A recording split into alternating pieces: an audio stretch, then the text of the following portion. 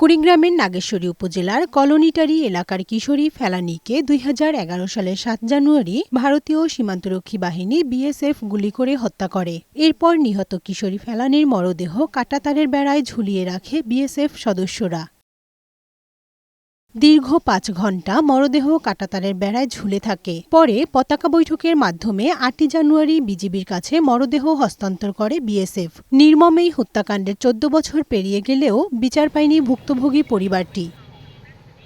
অবশেষে ফেলানীর ছোট ভাই আরফান উদ্দিন নিয়োগ পেয়েছেন বিজিবিতে। দুপুরে লালমনিরহাট ১৫ বিজিবি সদর দপ্তরে তার হাতে নিয়োগপত্র তুলে দেন বিজিবির অধিনায়ক। এ সময় আবেগ আপ্লুত হয়ে পড়েন ফেলানীর বাবা ও ভাই। আমার মেয়ে ফেলানী যখন মারা যায়, তারপরে কিন্তু অনেকজন আমার পাশে দাঁড়াইছে, কিন্তু আজ যাবত আমি ফেলানী বিচারটা আমি পাইনি। আমার ছেলে বিজিবিতে যাইতেছে, বিজিবি যোগদান করছে, চাকরি পেয়েছে, আমি অনেক খুশি। ২১ তারিখ আমার ট্রেনিং আছে, সবার সাথে দোয়া চাই যাতে আমি দেশের জন্য কিছু করতে পারি, দেশের গর্বিত সৈনিক হয়ে জানি, দেশের জনগণের জন্য এবং দেশের সাথে আমি কিছু করতে পারি।